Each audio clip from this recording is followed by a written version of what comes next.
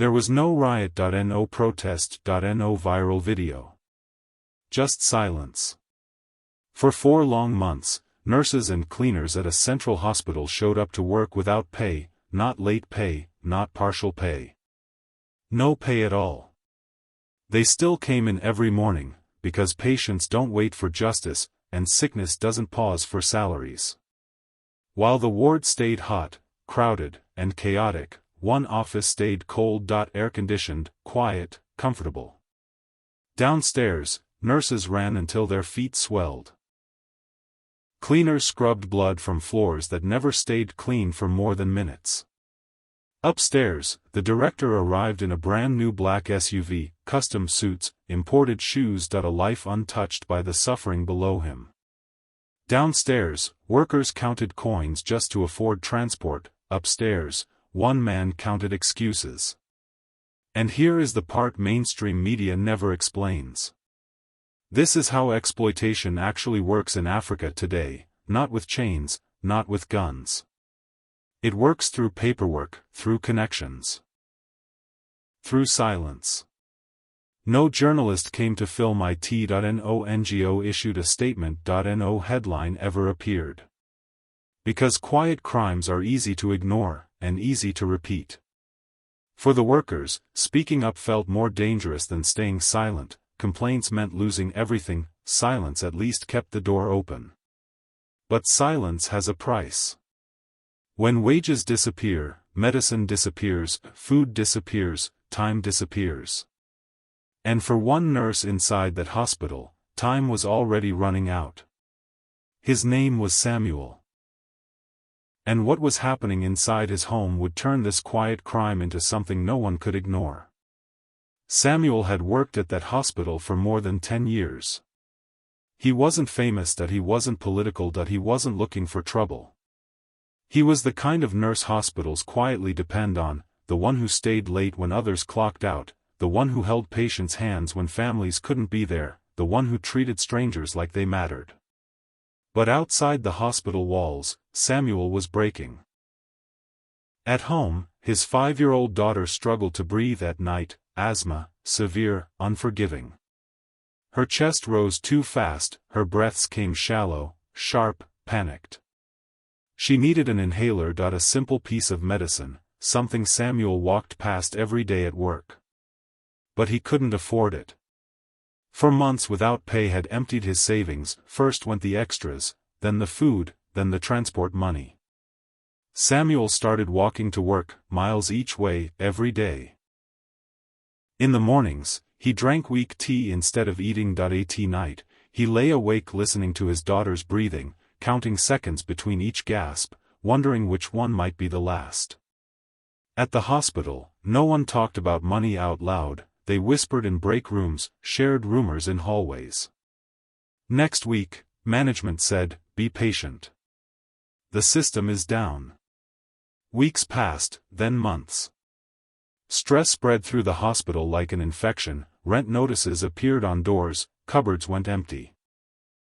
Children stopped asking for things their parents couldn't provide. Samuel wasn't alone.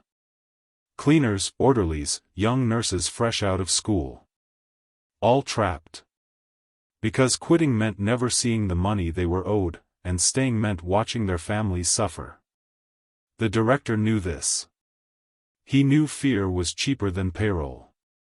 When workers finally gathered the courage to ask for answers, they were brushed aside, told to wait, told to be grateful they still had jobs. One afternoon, Samuel stood in the break room, looking at the faces around him, eyes sunken, shoulders slumped, voices tired. Something inside him cracked. They had done everything right, worked hard, stayed loyal, stayed silent. And still, they were treated like they didn't matter. That night, Samuel went home to find his daughter sitting upright in bed, fighting for air. Her eyes searched his face. "Daddy, did you get the medicine?" Samuel couldn't answer. In that moment, silence stopped feeling safe. It started feeling deadly. And for the first time, the workers understood something terrifying. If they did nothing, nothing would change. That realization was the beginning of the confrontation they never wanted, but could no longer avoid. The breaking point didn't come with shouting, that it came with exhaustion. The workers were tired of whispering in corners, tired of waiting for promises that never arrived. Tired of watching their families pay for someone else's greed. They didn't want trouble, they wanted their wages. One afternoon, a small group gathered near the elevators, nurses in faded scrubs, cleaners with rough hands and tired eyes. No signs, no chants. Just people who had reached the end. They rode the elevator in silence, the numbers ticking upward one floor at a time. The air grew cooler, quieter. The doors opened to a hallway that smelled of expensive cologne and polished wood. A world far removed from the noise and heat below. At the end of the hall was the director's office. When they stepped inside, he barely looked up. He sat behind a massive desk, scrolling on his phone, as if they weren't even there. As if their presence was an inconvenience. Samuel spoke first. His voice shook, but he didn't stop. He explained the unpaid months, the empty kitchens, the children who were getting sick. Then he spoke about his daughter. How she struggled to breathe at night. How he worked in a hospital full of medicine but couldn't afford a single inhaler. He didn't accuse, he begged. The director finally looked up. His expression didn't change. He leaned back in his chair and sighed, like a man annoyed by bad weather. He talked about restructuring, cash flow issues, delays. Then his tone hardened. You should be grateful, he said. There are hundreds of people who would take your jobs tomorrow. The room went quiet. The workers tried to speak, but he cut them off. Told them to stop complaining, told them if they didn't like it, they could leave. Security was called. 2 guards stepped forward. No discussion. No warning. The workers were pushed out of the office and into the hallway like criminals. The door slammed shut behind them. Downstairs, the heat hit them again, the noise, the chaos. But something had changed. The fear was still there, but now it was mixed with anger. That evening, Samuel walked home slowly. No strength left. No answers. When he opened the door, his daughter was coughing again. A deep, rattling sound that made his chest tighten. He held her hand and felt how small it was. For the first time, he allowed himself to think the unthinkable. What if he lost her, because he stayed quiet? The next day, the hospital felt different. No laughter. No small talk. Just people moving through their shifts like ghosts. During a break, an older cleaner pulled Samuel aside. Mama Fatou. She had worked there longer than most people could remember. She had seen directors come and go. She had seen promises broken. She looked Samuel in the eyes and said something that changed everything. Complaining to him won't work, she said. He doesn't fear us. Then she lowered her voice. But there is someone he fears. Samuel stared at her. She whispered a name every citizen knew. A name that made powerful men nervous. And in that moment, an impossible idea took shape. They would stop begging, they would stop waiting. They would go higher. Much higher. And that decision set in motion a chain of events the director would never see coming. That night, the workers didn't go home right away. They met quietly, away from the hospital, in the back of a small cafe where the lights were dim and the noise stayed low. No uniforms. No attention. Fear sat at every table. If the director found out they were organizing, he wouldn't just fire them. He would make sure they never worked in that city again. Mama Fatou stood while the others sat. She didn't shout, she didn't dramatize. She told them the truth. Power doesn't listen to whispers, and it doesn't care about suffering it never sees. If they wanted change, they needed to speak directly to the highest level, not through unions, not through media. Straight to the top. Someone suggested protests, someone else suggested calling journalists. Mama Fatou shook her head.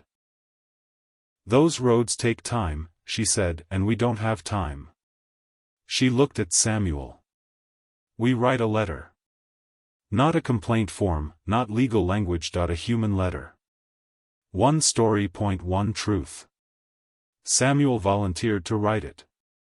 He sat at a shaky table with a pen and a notebook. No dramatic words. No slogans. Just facts. He wrote about long shifts and swollen feet, about blood on the floors and tears in hospital rooms, about a director who lived comfortably while his workers starved. And then he wrote about his daughter. He wrote how she was 5 years old, how she couldn't breathe at night, how he worked in a hospital full of medicine but couldn't afford one inhaler because he hadn't been paid for months. When he finished reading it aloud, the room was silent. Grown men looked down at their hands, women wiped tears from their faces.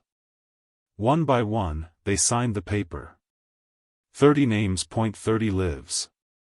The next morning, Samuel and Mama Fatou took a bus to the government headquarters.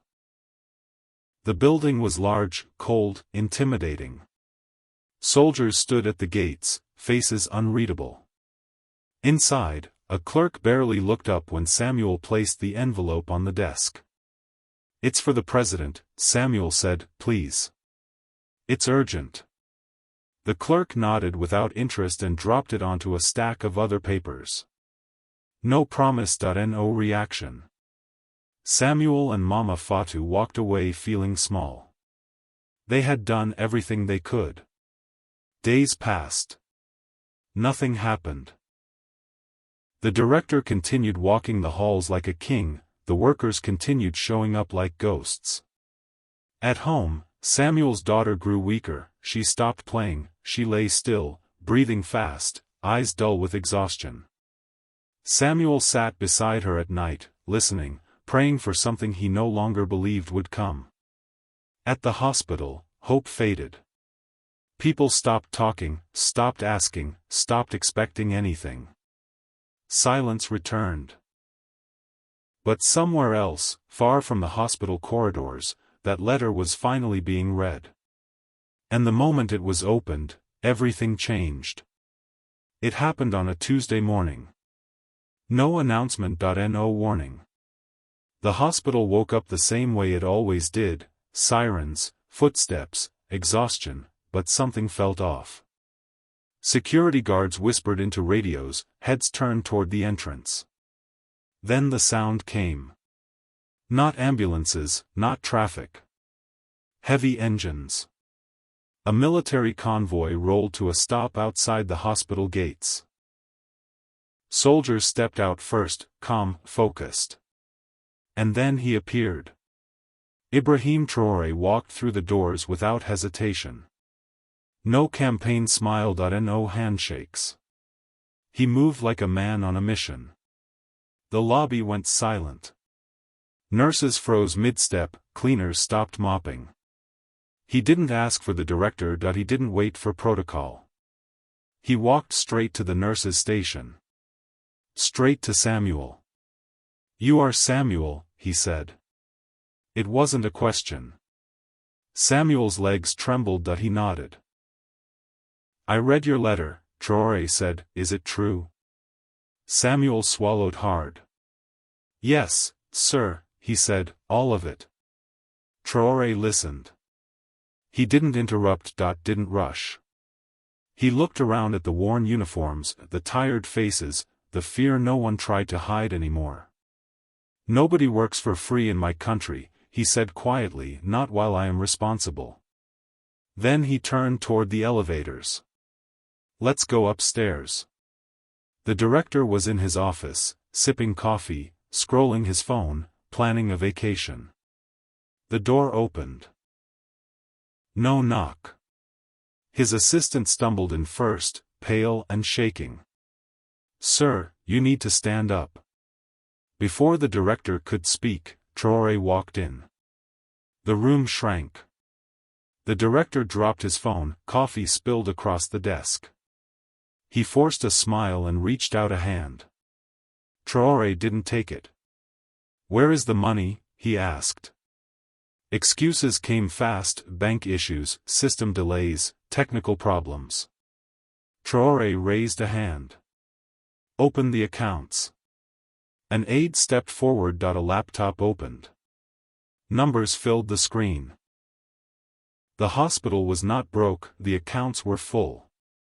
And days earlier, a large bonus had been transferred to the director's personal account. The room went quiet. Traore looked at the screen, then at the man behind the desk. "You lied," he said. The director stammered, sweat ran down his face. Traore pointed to the computer. "Reverse the transfer," he said, "pay every worker. Now."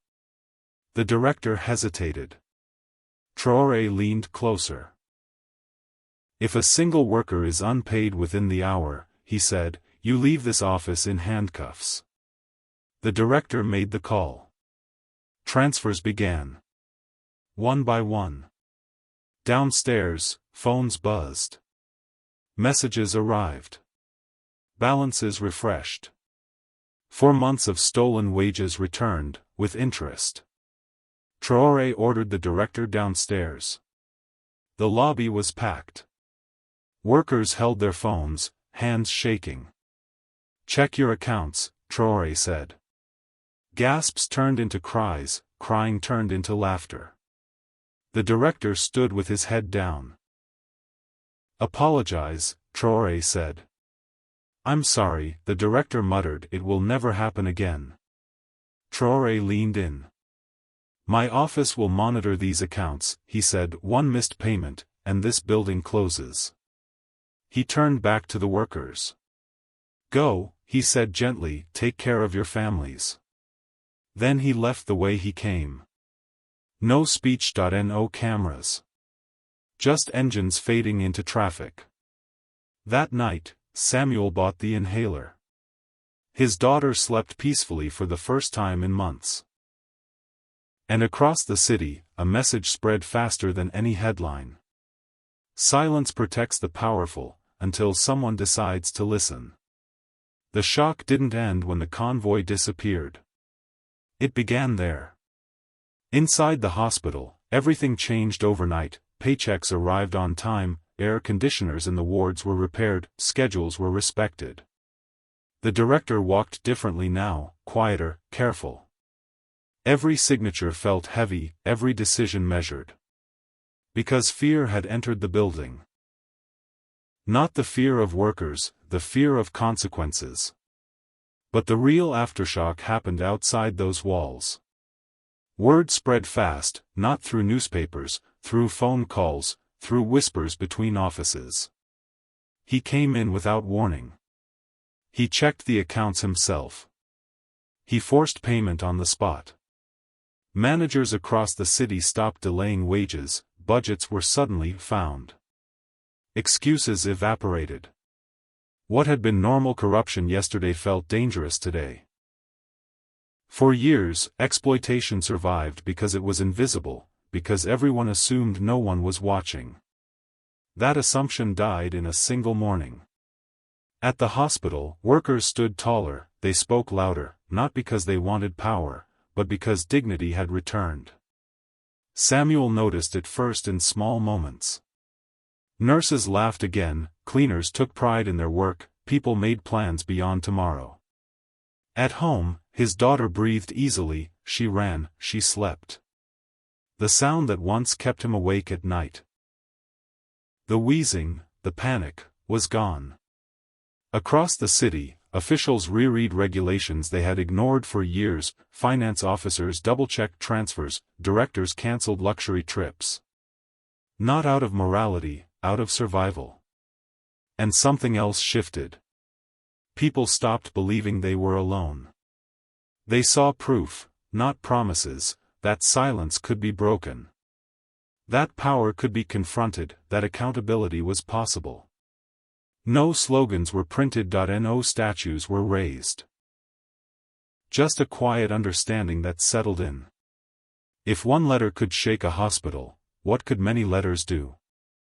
The aftershock wasn't chaos. It was awareness. And awareness, once awakened, doesn't go back to sleep. The story could have ended there. A corrupt director exposed, workers paid. A child breathing freely again.